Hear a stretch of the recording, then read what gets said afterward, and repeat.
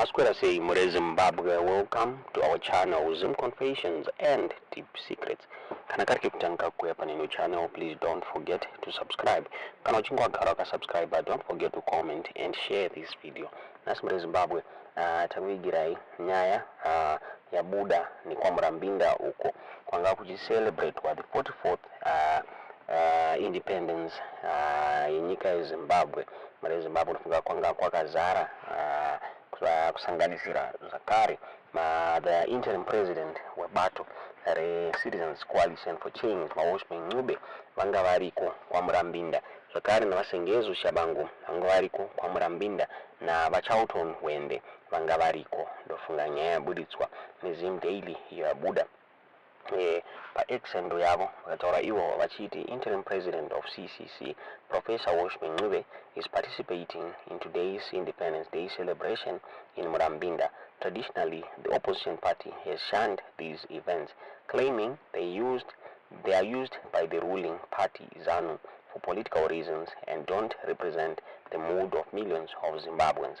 Since Nelson Chamisa resigned from CCC, instances of political recalls and state-sponsored attacks against the opposition have diminished the current behavior of the remaining opposition members, who appear to align more closely with the ruling party, has sparked concerns about them being controlled opposition.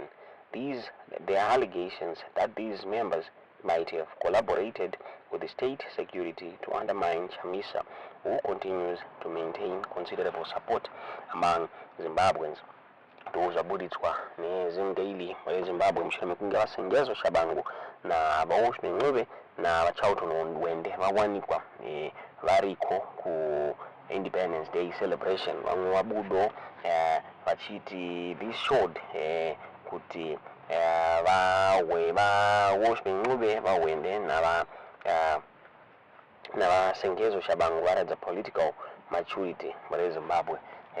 Since opposition independence aisiye ZANU PF ndenyika yese yeZimbabwe. Muri Zimbabwe tingaziye kuti munoona sei nyaya iyi ndofunga Nelson Chamisa avana kunge vawanika to this event vachitaura ivo vachiti independence is not independence kana mabeneficiaries ayo asiri yepi muri Zimbabwe kuti vana veZimbabwe.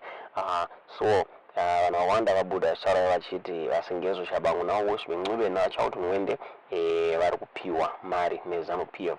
Ndofunga takaona vasengezo shabangu vachiatenda ma-events akati one day ebato reZANU PF vachitaura ivo vachiti we are going to change the course opposition zvinzi we are going to support ZANU PF mukuvaka nyika zvinzi tichaisa politics aside toita zvekuvaka nyika. Muri Zimbabwe singaziye kuti ndo approach yavo here vakaona kutora vachiti vaWelshman NaTshabangu navashabangu navawende vaishanda nema-state security agents kuti vawanikwe vachiundermine bato ravaNelson Chamisa since they were given money yekuti vawanikwe vachiparadza bato reCitizens Coalition for Change. Nelson Chamisa akabuda zvakare mushure mekunge vaWelshman NaTshabangu vakabuda vachikomenta on the issue yavatendai biti vakabuda mubato reCitizens Coalition for Change. VaWelshman NaTshabangu vakabuda vachikomenta vachiti kubuda kwaitwa navatendai biti hakuna any effect, hanzi hakuna any effect mubato reCitizens Coalition for Change.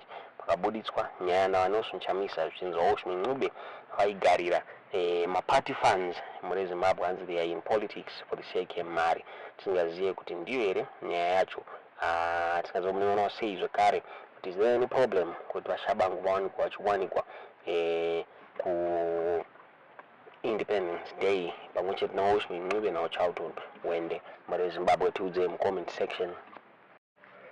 Ndofunga vaNelson Chamisa havasi kuwirirana ne-this independence celebration muri Zimbabwe vachitaura vachiti vana veZimbabwe havasi independent. Muri Zimbabwe zvikanzi 44 years vabuda pa-Twitter account yavo vataura vachiti 44 years of independence. Independence means dependence on God. Independence means money in your pocket. Independence means food in your homes. Independence means jobs for the youth. Independence means decent jobs and salaries for workers. Independence means world-class working conditions for our uniformed servicemen and women. Independence means decent pensions for our pensioners. Independence means drugs in hospitals. Independence means affordable school fees. Independence means good roads and accessible districts countrywide. Independence means land and title deeds. Independence means free speech. Independence means free choice in elections. Independence means proper national elections. Independence means decent salaries for civil servants. Independence means real money, not fake money. Independence means dignity, decency, and honor for citizens. Independence means true freedom, happiness, and opportunity. Independence means trusted national processes. Independence means professional, durable, credible, dependable, and accountable national institutions. Independence means economic opportunities and advantages for everyone. Independence means functional and well-maintained infrastructure upon working systems. The hallmarks of independence are oneness and a togetherness, a united nation, a together nation, a together society, a together people. What does independence mean for you? Zvazobuda zvitaura naunonso Chamisa vachibvunza pamusoro the meaning yeindependence.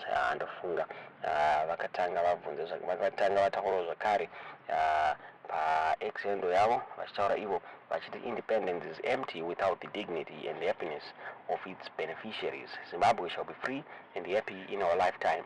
Independence and freedom can't be for a few but for everyone. #one people.